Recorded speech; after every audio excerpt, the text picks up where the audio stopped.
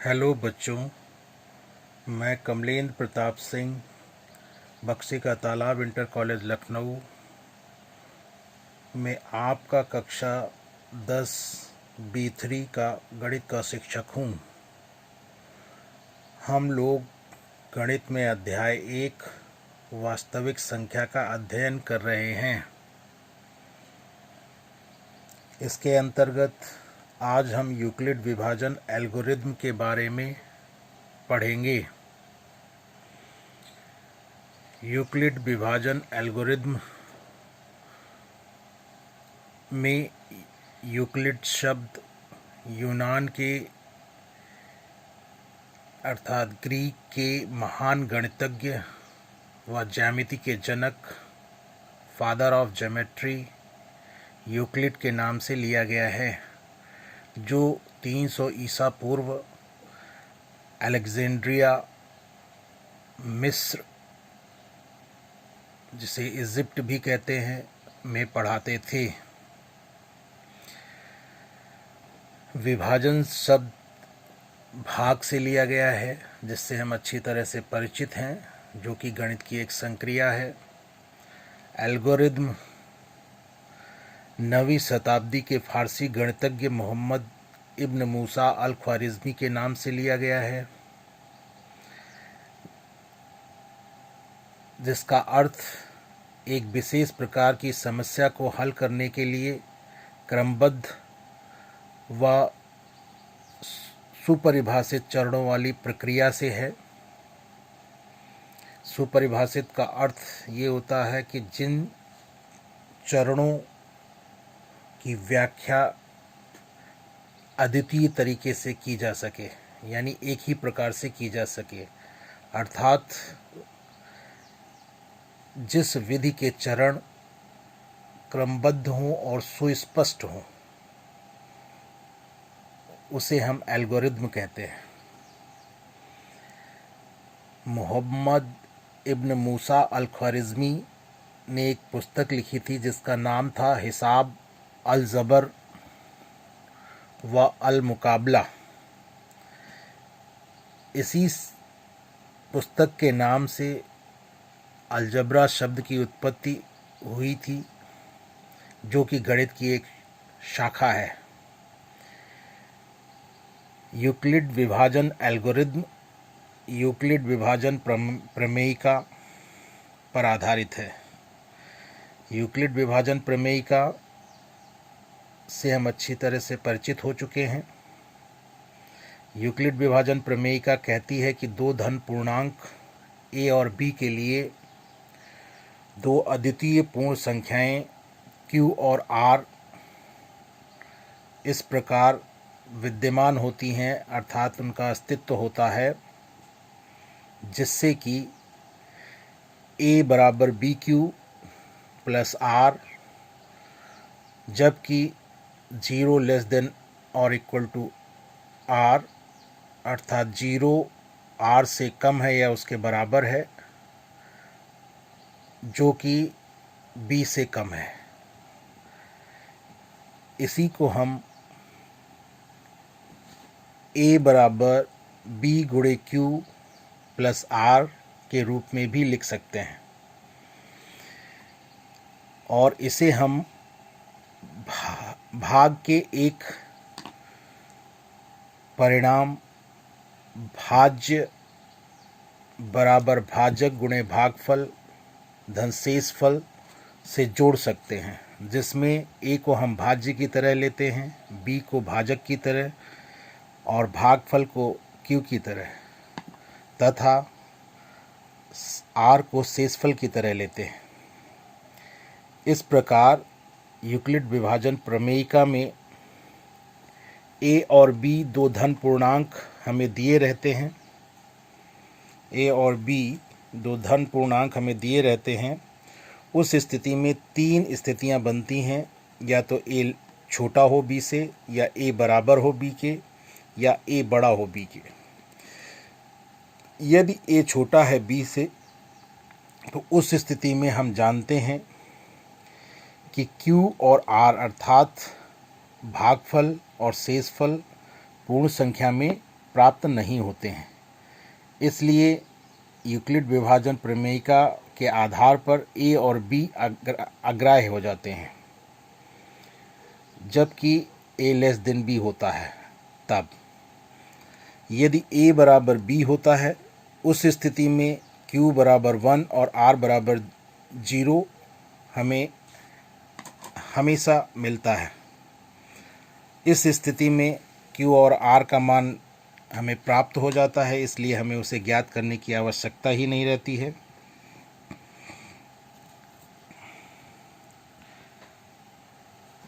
तीसरी स्थिति ए बड़ा है बी से।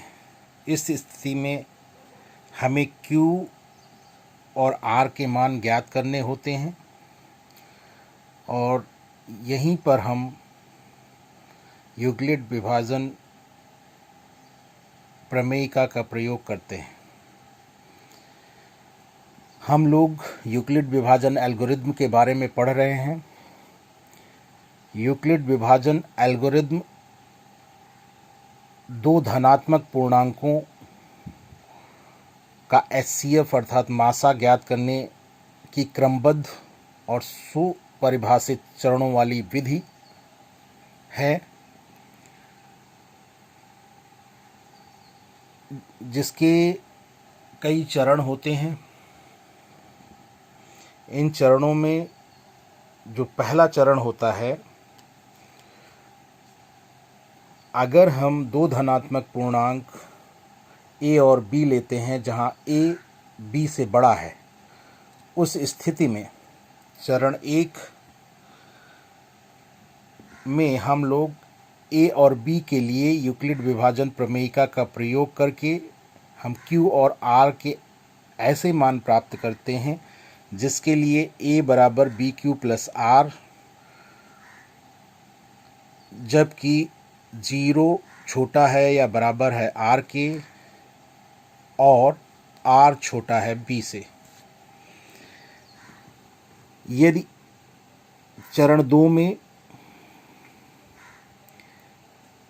यदि आर जो कि शेषफल होता है वह 0 के बराबर हमें प्राप्त हो जाता है, तो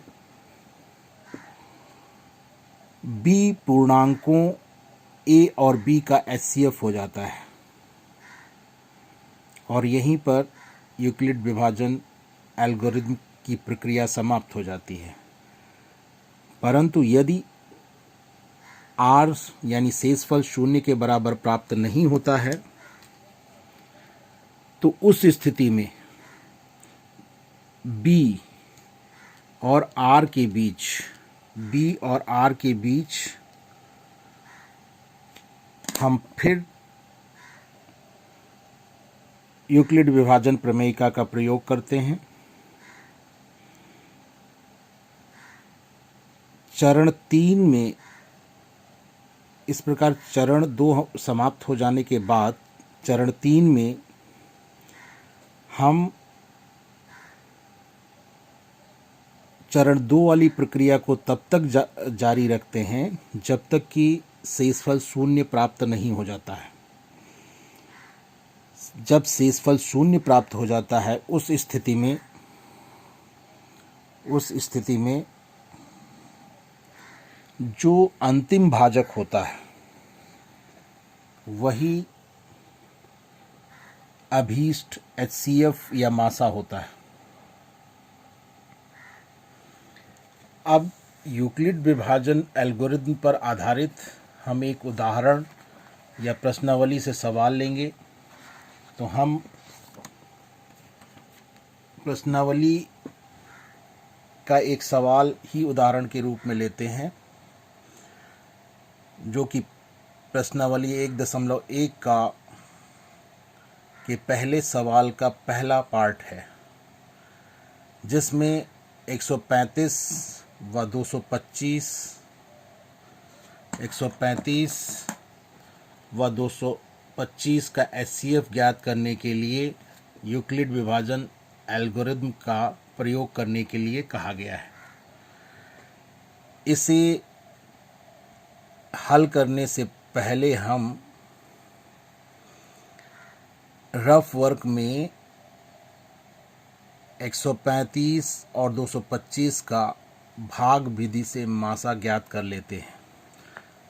भाग विधि से मासा ज्ञात करना हमने कल सीखा था और हमें पहले से भी, आप लोगों को पहले से भी आता है, क्योंकि ये पिछली कक्षाओं में आपने पढ़ा है। अगर हम उस तरह भाग विधि से मासा ज्ञात करते हैं तो हम देखते हैं कि 135 से 225 में भाग करते हैं तो एक बार भाग जाता है और 90 से शेषफल आता है। फिर 90 से हम 135 जो कि पहले भाजक था उसमें भाग करते हैं, एक बार भाग जाता है, 45 शेषफल आता है। अब हम 45 से भाग करते हैं इससे पूर्व वाले भाजक में जो कि 90 था, तो हम देखते हैं कि 2 बार भाग जाता है और शेषफल 0 आता है। इस स्थिति में भाग की क्रिया संपन्न हो जाती है। ऐसी स्थिति में अंतिम भाजक जो कि यहाँ पर 45 है, यही अभीष्ट मासा होता है। यह हम अच्छी तरीके से जानते हैं। तो ये प्रक्रिया हमने भाग विधि वाली मासा ज्ञात करने की रफ वर्क में पहले से ही हम इसको कर लेते हैं। इसे समझने के लिए हम इसे 3 भागों में तोड़ सकते हैं। आप देख रहे होंगे हमने यहाँ पे एरो बना करके तोड़ा हुआ है 3 भागों में। 3 बार हमने इसमें भाजक 3 भाजक हमने इसमें देखे हैं। जब भाग हमने किया है भाग विधि से तो 3 भाजक हमको प्राप्त हुए हैं। तीनों भाजकों से होने वाले भाग को हम अलग अलग हमने लिख लिया है, अलग अलग हमने लिख लिया है।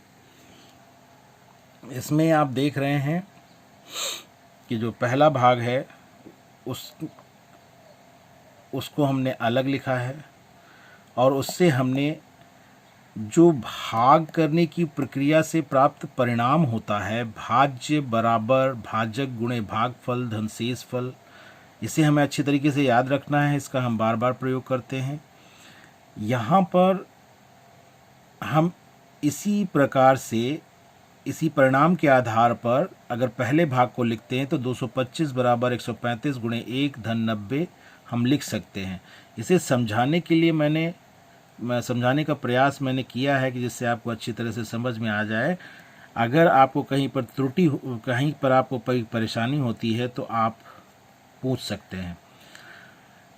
तो आप देख रहे होंगे कैसे मैंने इसको लिखा है।